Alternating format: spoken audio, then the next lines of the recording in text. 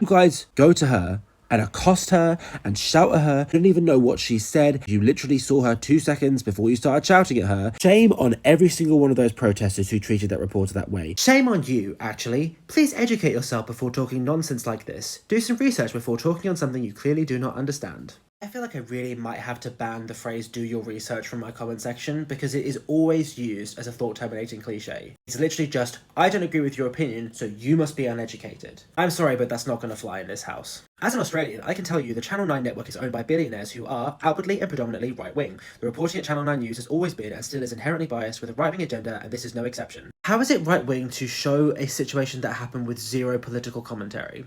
They played you the video, showed you what happened, and said nothing about it. Where is the bias? Also, what does this have to do with protesters attacking a journalist unprovoked when they probably didn't even know what channel she was from? Also, do you believe that being right-wing means that you are incapable of talking about the news accurately?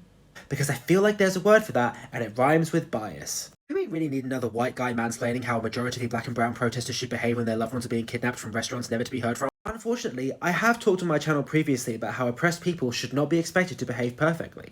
But that does not apply in this situation because she did not do anything. It's not like she was misreporting on the protest and like they overreacted and got super mad at her. They did not know what she was saying. They hadn't even listened to anything she said before they reacted that way.